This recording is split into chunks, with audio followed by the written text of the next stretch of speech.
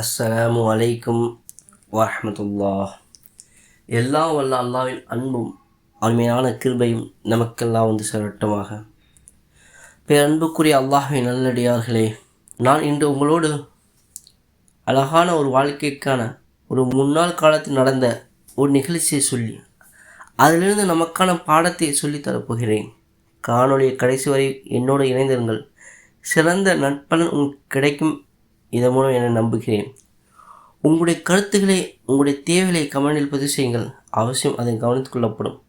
எங்கு திரும்பினாலும் சண்டை, சச்சரவு, சொத்துக்காக வேண்டி தகராறு, அண்ணன் தம்பிகள் இடையில் மோதல் பார்க்க முடிகின்றது. எங்கே திரும்பினாலும் ஏதாவது ஒரு ஆதாயம் நமக்கு கிடைத்து விடாதா என்பதற்காக வேண்டி பகையும் வன்மமும் குரோமமும் பெருகி கொண்டே போகக்கூடிய காலகட்டத்தை நாம் வாழ்ந்து வருகிறோம். ஆனால் இயற்கை என்ன தெரியுமா? எதற்கு நாம் அடித்து இருக்கிறோமோ, எதற்கு நாம் குரோதப்படுத்துகின்றோமோ, விருப்பப்படுகிறோமோ, அதை அடைவதற்கு முன்னாடி நம்ம இந்த உலகத்தை விட்டு போயிடுறோம். அனுபவிக்காமலே போய் தொலைஞ்சிடுகின்றோம். ஆனால் நமக்கு என்ன மிச்சம்? வெறுப்பும் வன்மமும் தேவையில்லாத பகையும் மட்டும்தான் மிச்சம். இதை மனிதர்கள் பல புரிவதே கிடையாது. புரிந்துவிட்டால் வன்மத்தை சம்பாதிக்க மாட்டார்கள். புரிந்துவிட்டால் வெறுப்பை அறுவடை செய்ய மாட்டார்கள். இதை புரிந்துவிட்டால் அன்பும் பாசத்தையும் மட்டுமே அவர்கள் இலக்காக கொண்டு வாழ்வார்கள். வாருங்கள், சைதாஸ் ஈசா அலைஹிஸ்ஸலாம் வாழ்க்கையில் நடந்த ஒரு நிகழ்ச்சியை உங்களோடு பகிர்ந்து கொள்கின்றேன். ஈசா அலைஹிஸ்ஸலாம் வெளியூருக்காண்டி பயணப்பட்டு இருந்தாங்க. கிளம்பிட்டாங்க. கிளம்பும் நேரத்தில் ஒருத்தர் வந்து, நானும் உங்களோடு வருகிறேன் அப்படின்றார். ஈசா அலைஹிஸ்ஸலாம் அவரை அன்போடு இணைத்து கொண்டார்கள். கொஞ்சம் தூரம் பயணிச்சுக்கிட்டாங்க. பயணத்துடைய ஒரு எல்லை வந்தது. ஈசா அலைஹிஸ்ஸலாம் சொன்னார்கள், களைப்பாக இருக்கின்றது, கொஞ்சம் சாப்பிட்டு கொஞ்சம் ஓய்வெடுத்துட்டு மறுபடியும் கிளம்பலாம். அவனும் ஓகேன்னாரு. கை கால் எல்லாம் கழுதுட்டு வந்து ஈசா அலைஹிஸ்ஸலாம் உட்கார்ந்து தன்னுடைய பார்சலை பிரித்து அதிலிருந்து ஒரு ரொட்டியை சாப்பிட்டார்கள். இன்னொரு ரொட்டியை தன்னுடைய அன்பருக்கு கூட பயணித்த வந்த தோழருக்கு கொடுத்தாங்க. இன்னும் ஒரு ரொட்டி மிச்சம் இருந்தது. சாப்பிட்டு முடித்துட்டு போய் கையை கழுவிட்டு வரும் அந்த நேரத்தில், அந்த கேப்பில் அந்த பயணத்தோடு இருக்கிற மிச்ச ரொட்டி எடுத்து சாப்பிட்டார். பசியே இன்னும் தெரியல, சாப்பிட்டார். கையை கழுவிட்டு வந்த ஈசா அலைஹிஸ்ஸலாம் பார்க்கின்றான். இருந்த பார்சலில் இருந்து ரொட்டியை காணோம். கேட்டாங்க, இந்த ரொட்டியை எங்கப்பான்னு கேட்டாங்க. எனக்கெல்லாம் தெரியாது அப்படின்றார். எனக்கெல்லாம் தெரியாது. அப்படியா, சரி ரைட் வாங்க அப்படின்னு சொல்லி பயணத்தை தொடர்கின்றார்கள். கொஞ்சம் தூரம் போகின்றார்கள். ஒரு சில நேரங்கள் கழிகின்றது. மறுபடியும் பசி. என்ன செய்வது? இதுதான் மொத்தமாக காலியாக போச்சு. இப்போ சைடு ஒரு மான் ஓடிக்கிட்டு இருந்துச்சு. அந்த மானை பார்த்துட்டு ஈசா அலைஹிஸ்ஸலாம் கேட்டாங்க, மான் கறி சாப்பிடணும் உனக்கு பிரியம் இருக்கின்றதா அப்படின்னு கேட்டாங்க. சாப்பிட்றதே இல்லையே, கொடுத்தா சாப்பிடலாம் அப்படின்றார். உடனே ஈசா அலைஹிஸ்ஸலாம் அல்லாஹ்விடம் துவா செய்தார், யா அல்லாஹ், இந்த மான் எனக்கு உணவாக வேண்டும், எனக்கு நீ அதை ஏற்படுத்தி கொடுன்னு கேட்டாங்க. பக்கத்தில் வந்துச்சு. அது அப்படியே இறந்து விடுகின்றது. ஈசா அலைஹிஸ்ஸலாம் அதை எடுத்து சுட்டு சாப்பிட்டு அதனுடைய எலும்புகள் மறுபடியும் கீழே போட்டாங்க. கீழே போட்டு அல்லாஹ்விட்ட சொன்னாங்க, யா அல்லாஹ், உன்னுடைய பேர் அனுமதியை கொண்டு இதை மறுபடியும் உயிர்ப்பிப்பாக என சொன்னார்கள்.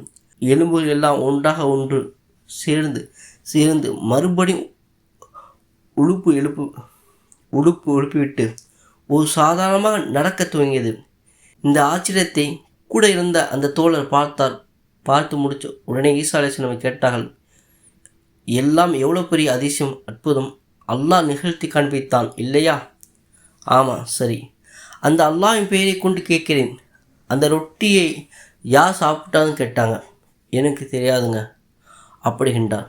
மறுபடியும் சரி பரவாயில்லை வாங்க அப்படின்னு கூட்டிகிட்டு போயிட்டாங்க. கொஞ்சம் தூரம் போனாங்க. ஒரு குறிப்பிட்ட எல்லை வந்தது. ஒரு பெரிய ஆறு, காட்டாட்டு வெள்ளம், கடுமையான நீர் அப்படி சீறி பாய்ந்து ஓடியது. அப்போ அந்த ஆற்றை கடக்கணும். என்ன செய்யணும்? கப்பல் இல்லை, துடுப்பும் இல்லை, எந்த பெரிய உபகாரமும் இல்லை. ஈசா அலைஹிஸ்ஸலாம் அல்லாஹ்விட்ட துவா செய்கின்றார்கள். துவா செஞ்சுட்டு தன்னோடு அவரை கையை பிடித்து கொண்டார்கள். பிஸ்மில்லாஹ் வாங்கன்னு அந்த ஆற்றை அப்படியே காலால் நடந்து கடந்தார்கள். தரையில் நடந்தால் எப்படி நடப்பார்களோ அதே போல் நடந்து அந்த வெள்ளம் கரை புரண்டு ஓடக்கூடிய ஆற்றை அப்படியே கடந்து அக்கறைக்கு போனார்கள். கேட்டாங்க ஈசா நபி, இது எவ்வளோ பெரிய ஆச்சரியம், அற்புதம். ஆமாம், அல்லாஹ் தான் இந்த நிகழ்த்தி காண்பித்தான், உண்மைதான். சரி, இதை பார்த்த இப்போ சொல்லு, அந்த ஒரு ரொட்டியை சாப்பிட யாரும் கேட்டாங்க. எனக்கு தெரியாதுங்க அப்படின்னு மறுபடியும். சரி பரவாயில்லை, மறுபடியும் கூட்டிகிட்டு போனாங்க. ஒரு பாலைவனம் வந்தது. அந்த பாலைவனத்தில் கொஞ்சம் நேரம் இளைப்பாறிவிட்டு தூங்கி எழுந்துவிட்டு ஈசா நபி பாலைவன மணலை 3 குவியலாக குவித்து வைத்து சொன்னார்கள், அல்லாஹ்வே, இந்த 3 மண் குவியலையும் நீ தங்க குவியலாக மாற்றிக்கூடிய என கேட்டார்கள். அல்லாஹ்விட்ட துவா செஞ்ச உடனே அந்த மண் குவியல் தங்க குவியலாக மாறியது. நபி ஈசா சொன்னார்கள், ஒரு ரொட்டி சாப்பிட்ட எனக்கு ஒரு தங்க குவியல், இன்னொரு ரொட்டி சாப்பிட்ட உனக்கு இன்னொரு தங்க குவியல், 3ஆவது ரொட்டியை யார் சாப்பிட்டாரோ அவருக்கு 3ஆவது குவியல்னு சொன்ன உடனே, அஸ்ஸலாமு அலைக்கும் பாபா, அந்த 3ஆவது ரொட்டியையும் நான் தான் சாப்பிட்டேன்னு நம்ம ஆளை. அப்போ ஈசா நபி புரிஞ்சுக்கிட்டாங்க, பேராசையால் ஏற்பட்ட பாதிப்பு இது. சரி பரவாயில்லை, இந்த 3ஐயும் நீயே வச்சுக்கோ. ஆனால் எப்போ உலகத்தில் மீது இந்த அளவுக்கு உனக்கு ஆசை இருக்கின்றதும் இனிமே என்னோடு நீ பயணிக்க வேண்டாம், இதோடு நம்முடைய பயணத்தை முடித்துக்கொள்வோம் என்று சொல்லி அவங்க நடையை கட்டுக்கிட்டாங்க. போயிட்டு போகிறாள்.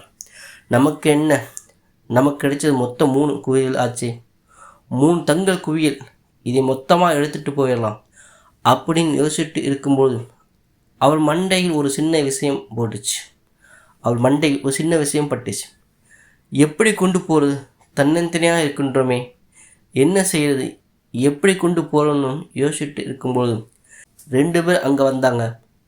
சரி, இவங்களை 2 பேர்த்தையும் நம் தோழராக ஆக்கிக்கொள்வோம், நம்முடைய பயண தோழராக ஆக்கிவிட்டு சேர்ந்து பாதுகாப்பாக கொண்டு போய் சேர்த்தலாம்னு சொல்லி பேச்சுவார்த்தை நடத்தி 3 பேருக்கும் ஆளுக்கு ஒவ்வொன்றும் எடுத்துக்கிட்டு பிரிச்சுக்கிட்டு தனித்தனியாக போயிடணும் அப்படின்னு அந்த சரின்னு அந்த நண்பர்கள் 2 நம்பரும் ஏற்றுக்கொண்டார்கள். கொஞ்ச தினம் போனார்கள். எல்லாத்துக்குமே பசி வந்துச்சு. அப்போ வந்த 2 தோழர்களாக ஒருத்தர் இன்னொரு சொன்னார், எப்போ பக்கத்து ஊரில் போய் ஏதாவது சாப்பாடு வாங்கிட்டு வா, சாப்பிட்டு கொஞ்ச நேரம் ஓய்வு எடுத்துட்டு இந்த இடத்துலேருந்து நாம் எல்லாம் போகலாம் அப்படின்னு சொன்னவுடன் அவர் கிளம்பிட்டார். நண்பர் போன பின்னாடி ஏற்கனவே ஈசா நபியோடு இருந்தவரும் இப்போது வந்து புதிதாக சேர்ந்த ஒருவரும் சேர்ந்து பேசி ஒரு முடிவுக்கு வராங்க. ஏன்பா, எதுக்கு இந்த 3ஆக பிரிக்கணும், அந்த சாப்பாடு வாங்க போயிருக்கின்றாரே அவர் வாங்கிட்டு வந்து சாப்பாட்டை தரட்டும், அவனை தீர்த்து கட்டிடுவோம், நம்ம 2 பேரும் ஆளுக்கு பாதியாக எடுத்துக்கொள்வோம், 3 குவியல் அல்ல, உனக்கு 1.5 எனக்கு 1.5 அப்படின்னு பிரிச்சுக்கலாம், எதுக்கு 3ஆக பிரிக்கணும், அவனை போட்டு தள்ளிவிடலாம் அப்படிகின்றார். 2 பேரும் ஓகேன்னு சம்மதிக்கின்றார்கள். 2 பேரும் சரி வரட்டும், சாப்பாட்டை கொண்டு வந்து அவனை எதிர்பார்த்து இருக்கின்றார்கள். சாப்பாட்டு வாங்க போனானே, அவன் சிந்தனையில் ஒத்திய எண்ணம் சதி முளைத்தது.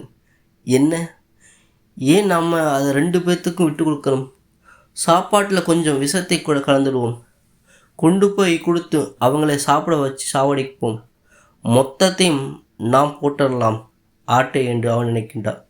சாப்பாட்டை வாங்கின்றான், விஷத்தை கொஞ்சம் அதில் மேலே கலந்து விட்டான், கொண்டு போய் நண்பரிடத்தில் கொடுத்தான். கொடுத்த மாத்திரத்தில் சாப்பாட்டை வாங்கி வைத்துவிட்டு ஏற்கனவே போட்ட திட்டத்தின் பிறகால் இந்த 2 பேரும் சேர்ந்து அவரை அடித்தே கொள்கின்றார்கள். கொண்டு முடித்த பிறகு ஊருக்கு கிளம்பலாம், நாம் நினைத்தது மாதிரி ஆளுக்கு பாதி சரி சாப்பிட்டு போயிடலாம் என்று நினைத்தவர்கள் விஷம் கலக்கப்பட்ட அந்த உணவு அவருக்கு தெரியாது. சாப்பிட்டு கொஞ்ச நேரத்தில் அவரும் மண்டையை போட்டார்கள். இப்போது வெறும் தங்க குவிகள் மட்டும் 3 அங்கே இருக்கின்றது. அதை சுற்றி 3 பிணங்கள் இருக்கின்றது. 3 பேருடைய சடலங்கள் இருக்கின்றது. கொஞ்ச நாளைக்கு பின்னாடி தன்னுடைய சீடரோடு ஈசா அலைஹிஸ்ஸலாம் அந்த வழியாக வந்தார்கள். 3 குவியலையும் பார்த்தார்கள், 3 பிணங்களையும் பார்த்தார்கள். ஈசா நபி தன்னுடைய சீடர்களுக்கு சொன்னார்கள், அல்லாஹ் மீது நம்பிக்கை இல்லாமல் உலகம் மட்டுமே வேண்டும் என்பதற்காக வேண்டி அடித்து கொண்டு சண்டை போட்டு கொண்டு ஆளாய் பறக்கூடியவன் கடைசி நிலை எல்லாம் இப்படி தான் இருக்கும் பாருங்கள். அவனுக்கு கிடைக்காம எனக்கு மொத்தமாக கிடைச்சணும் என்று ஒவ்வொருவரும் திட்டம் போட்டார்கள். கடைசியில் திட்டம் போட்டவர்கள் எல்லாம் மண்ணுக்குள் போகிறார்கள். அவர்கள் எதை அனுபவிக்க வேண்டும் நினைத்தார்களோ அது அப்படியே இருக்கின்றது. அனுபவிக்காமல் போய் சேர்ந்து விட்டார்கள். அப்படி என்றார்கள் ஈசா அலைஹிஸ்ஸலாம். இதுதான் அல்லாஹ்வை மறந்து உலகம் மட்டுமே வேண்டும் என நினைக்கக்கூடிய நிலை என்றார்கள் ஈசா அலைஹிஸ்ஸலாம். அன்பர்களே, இந்த வரலாறு எவ்வளோ பெரிய செய்தி சொல்கின்றது தெரியுமா?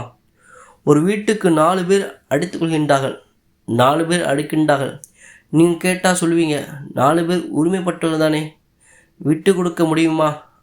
அது எப்படி முடியும் அப்படி? ஆனால் கடைசி அந்த 4 பேரும் அதை அனுபவிக்க முடியாமல் பாதியில் நின்றிருந்து சில பேருடைய மூச்சு அங்கே இடையில் மறித்து போகிறது இல்லையா? பார்க்கிறோம் இல்லையா? எத்தனை விஷயங்களை சொல்ல முடியும்? அப்போ ஒன்று புரிஞ்சுக்கணும், உலகத்தை அடைய வேண்டும் என்பதற்காக வேண்டி அல்லாஹ்வை மறந்து போட்டியிலும் பொறாமையிலும் சண்டையிலும் சச்சரவிலும் பகையையும் வளர்த்து கொண்டு எதை நாம் அனுபவிக்க வேண்டுமோ அதை இழந்து கடைசி வேறு யாரோ அனுபவிக்க சூழலிலே நாம் விட்டு செல்வதை விட உலகத்தில் எல்லோரும் அன்போடும் உறவோடும் பாசத்தோடும் இணக்கத்தோடும் எல்லாருடைய துவாவோடும் வாழ வேண்டும் என்கின்ற அக்கறையும் சிந்தனையும் மூமின் எடுக்கின்ற போது நிச்சயமாக அதன் பலனாக அல்லாஹ் சுப்ஹானஹு வ தஆலா அவனுக்கு எதை தந்தானோ அதில் பரக்கத்தை தருவான். அதன் மூலமாக நிறைவான வாழ்வை தருவான். இந்த நிகழ்ச்சி அதை தான் நமக்கு சொல்லித் தருகின்றது. யோசித்து நம்முடைய வருங்கால வாழ்க்கையில் பின்பற்றக்கூடிய தௌஃபீக்கை உங்களுக்கும் எனக்கும் எல்லாம் வல்ல அல்லாஹ் சுப்ஹானஹு வ தஆலா தந்தல் புரிவானாக. வாஹிதாவான அல்ஹம்துலில்லாஹி ரப்பில் ஆலமீன்.